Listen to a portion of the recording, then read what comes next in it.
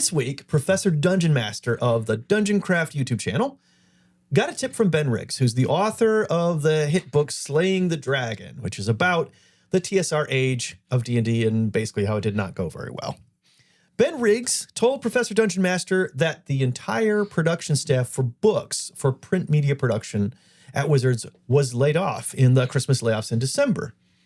What does this mean? Potentially quite a lot. We'll talk about it and get into it after the intro. I'm Dave. And I'm Ryan. This is the one and only RPG Rundown, and this video is... Hasbro fires book team. D&D goes digital.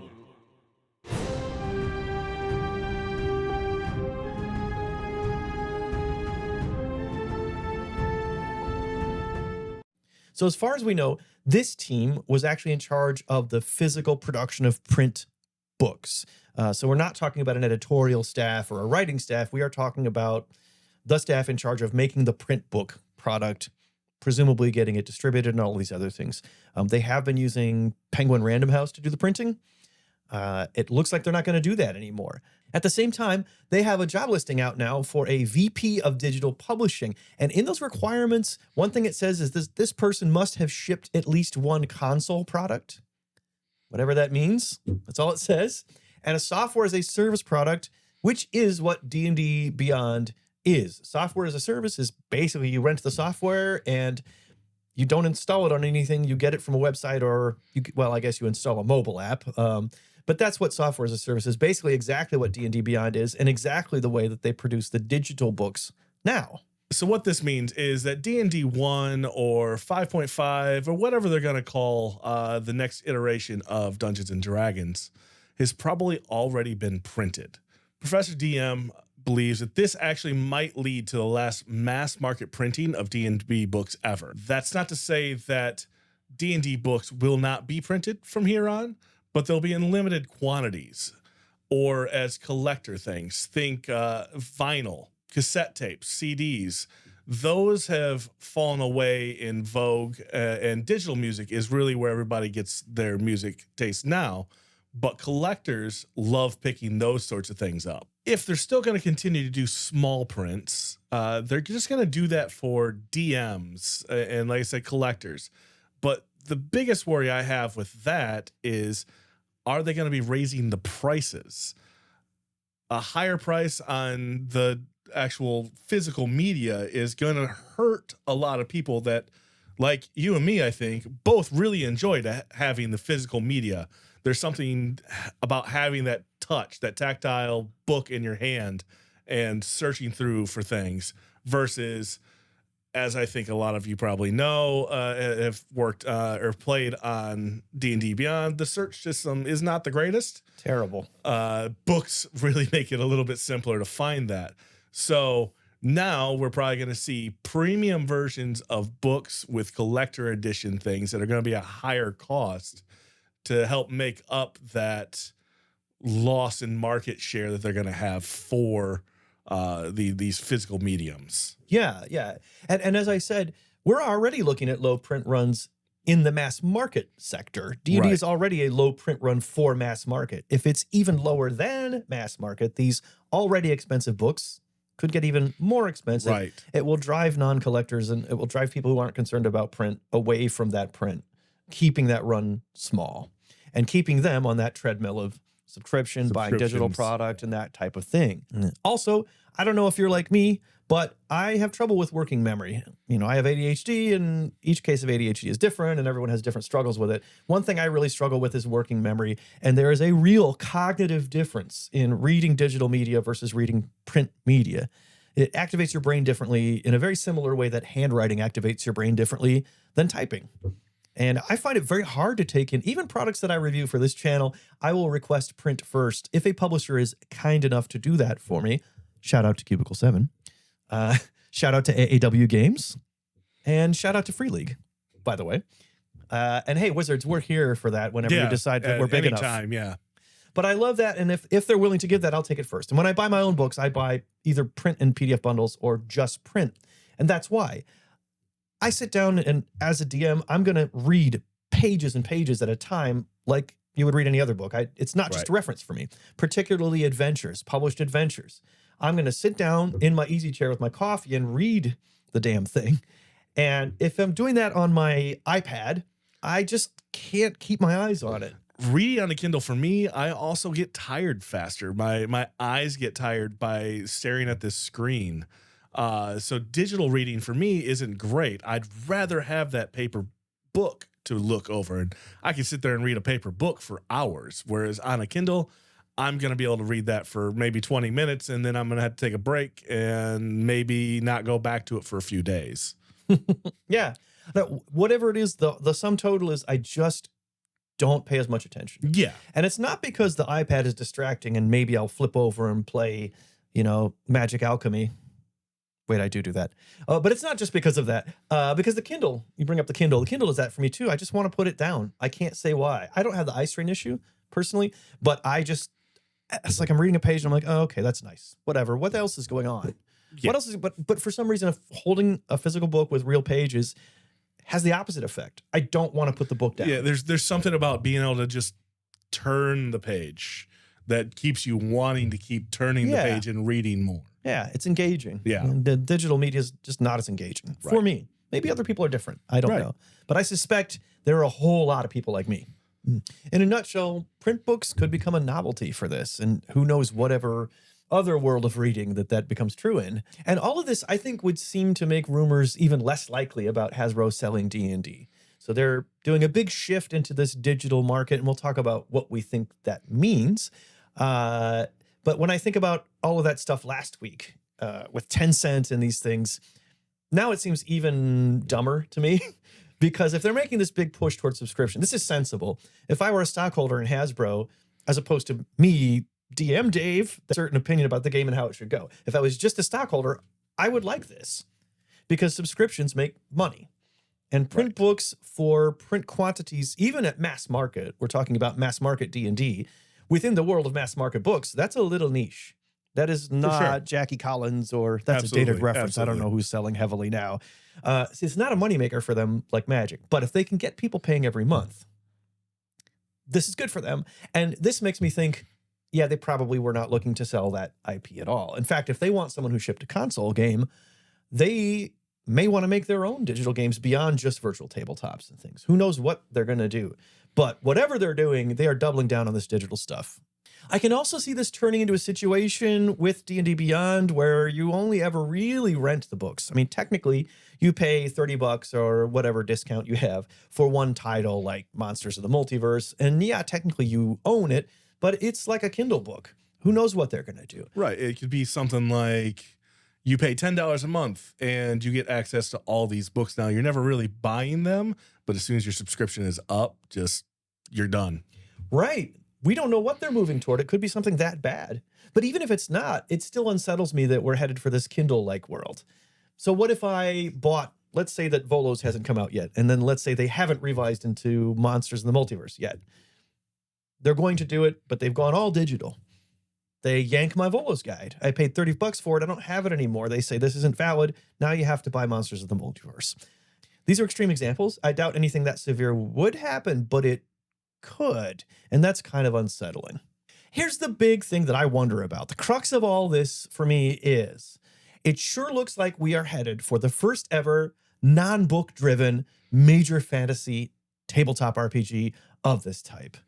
Books will still be there. And for probably a long time, people who write the rule books will think of them as discrete books of rules and things. But over time, I feel like that's just going to sludge into a big digital Wikipedia reference type of thing that just isn't free like Wikipedia. Right, that is licensed IP. Yeah. And there isn't going to be that linear rule book from start to finish. And I don't know if that's good or bad. I know that I'm older, and for me, that's different and not the way I like to do it.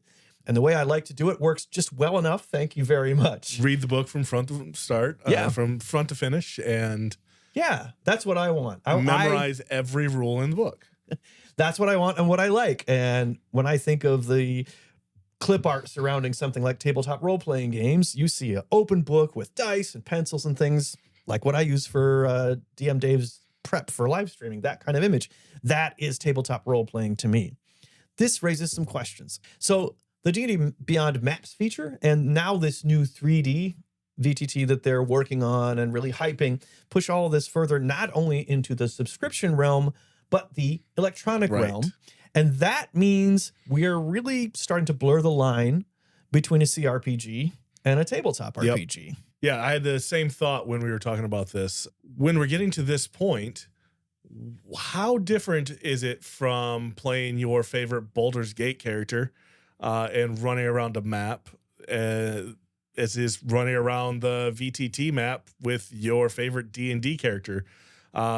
Yes, the worlds are created by you and your DM. Hopefully your DM isn't an AI like they're starting to come up with. Like DM Dog? Like DM Dog. But it's really not that much different in my mind once you start bringing that VTT into it. It's basically a CRPG. A long time ago, the thinking used to be that this is where we were headed. And when I say a long time ago, I'm talking about like the late 80s, like when Pools of Radiance came out, which was the first, I would call it, true modern CRPG that I can recall, based on D&D, also like Baldur's Gate. And at that time, the thinking was like, oh, cool. Maybe computers could get good enough that it'd be just like playing the tabletop game and the computer would do everything for you. But now that we're arriving at this point, decades after me and a lot of my other nerd friends were having those thoughts, I don't like it so much. No, the whole point of tabletop play or RPGs is to get together with friends around the table and BS, have fun, play around, drink some beer if you're over 21, have some pizza, and just have a good time. When it starts getting into that more digitized version, that's all gone, and you may as well just be sitting in your room playing a video game. Yep. And I don't want to be all slippery slope about this, right? Because I'm kind of sitting here saying like, oh no, the sky might be falling on D&D, and I'll get to that point in a second. Not necessarily on other TTRPGs, but on D&D. At the same time, I'm saying that, you know, because, oh, the rise of virtual tabletops and then what Hasbro seems to be doing and what they want to do with the virtual tabletop. Yeah, but you know what? I'm not saying we shouldn't have virtual tabletops. I am not saying what's next, because you can use a virtual tabletop and do exactly what you were just describing. You and I and our group were doing it last night. Right, yeah, for sure. We were sitting separately drinking beer, but we were talking and having a good time, and I thought it was interesting. A thought came up that I've only ever had come up in in-person games before, but this distance game played over Roll20 still had someone saying like, I wonder if we're goofing around too much because we're having a lot of fun on tangents and talking and hanging out. Yeah. But if we didn't have that, as you say, it's really just a group co-op video game. Right, exactly. And, you know, if we can have AI dungeon masters, who's to say we can't have AI players? And then this just becomes, I picture some 8-year-old kid discovers Dungeons and Dragons at home, goes to D&D Beyond. Oh, look, I can start a game now. I don't have to be a dungeon master. I don't need to get 3 other people together with me to be in my adventuring party. I've got AI for that too. It could be the Snoop Dogg DM. It could be ChatGPT driven, or it could be Hasbro bringing in their own AI or licensing someone else's AI to do this. And I don't think they would hesitate to do that. If there's money in it, they're going to do it, right? And at that point, the social aspect that you're talking about is just gone from the game.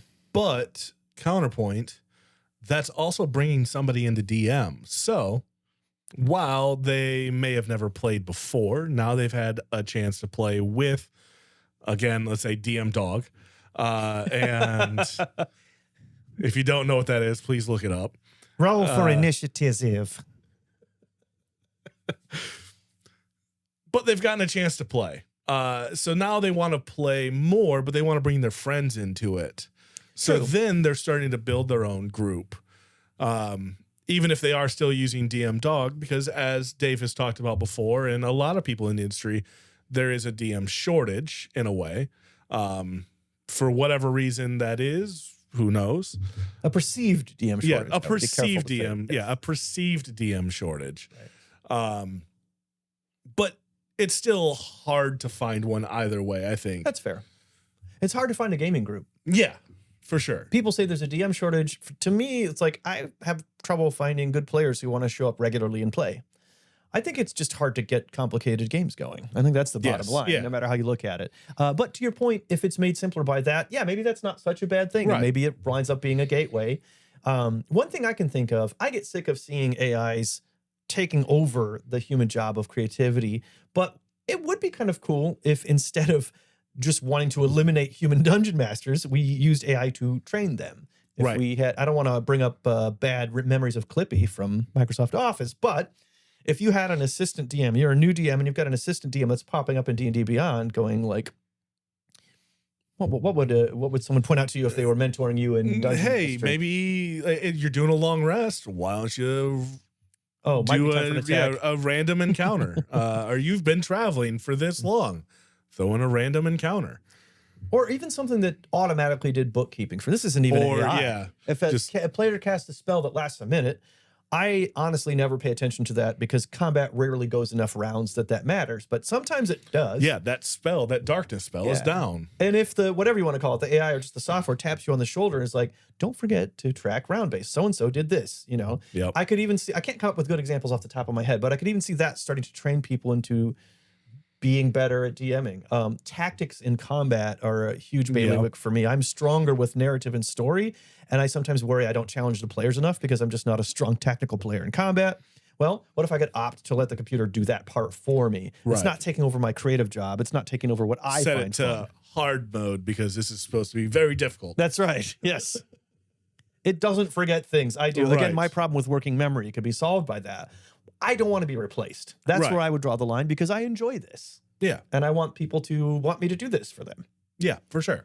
But I will say, you know, in summary, something I've been saying a lot in all these different videos about things that happen in the industry when we're covering D&D, and that is, as massive as it is, as important as it is, Dungeons & Dragons is only one fantasy role-playing game.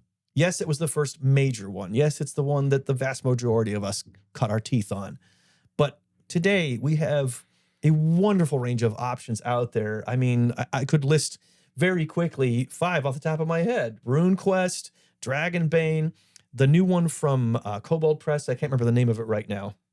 There's Yeah. Pathfinder. Yep. There's The One Ring. That's only 5. If you gave me a half hour to think, I could probably come up with 15 more. It's interesting to me that this comes full circle. This information comes from Ben Riggs, who is recently a little famous for saying that the golden age of tabletop RPGs is dead because he thinks that Hasbro is going to ruin D&D. D&D will, it's not going to die. He didn't predict its utter death, but he predicts that it's going to go back into a lull where not many people are playing it. He's suggesting this will go back to being some kind of like semi-obscure hobby. That this big golden age, which importantly to what we're saying, he says has to do with this boom of products. Many of which, by the way, were already there before 5th edition came out. So Right. I'm not sure where he's coming from on that. But he's the guy who said all those things.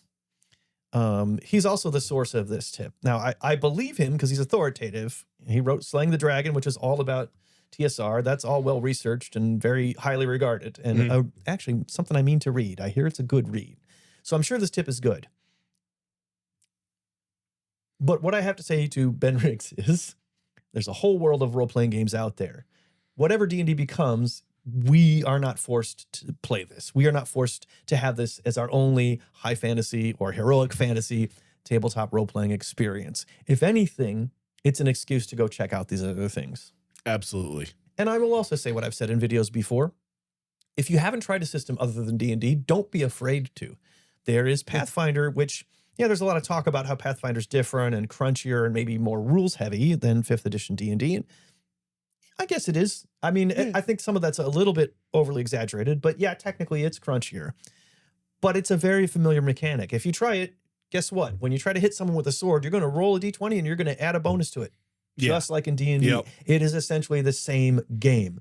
Looking at it from outside the world of being TTRPG enthusiasts, we can call it almost identical. It's Right. only because we're so into these games that all these differences make a big that deal you see to the us. nuances. Yes. Yeah. But if you've never tried something other than D&D, this is a great time. You don't have to stop playing D&D to do that either. Yeah. It's a good time to diversify. Exactly. Hey, thanks for watching this video. Of course, it always helps us out if you like and subscribe. And check this video's description for a link to a few other cool things from Game Talk Network. Links to other channels in the Game Talk Network, like the Board Game Rundown, the Miniatures Rundown, and the Lorcana Rundown. A link to our Patreon for the Game Talk Network, where RPG Rundown is one of the pledge levels you can select. And a link to our GTN Discord server. Thanks for watching, and see you next time. There's nobody like you, Dave. Oh, thank you. I'm a precious snowflake.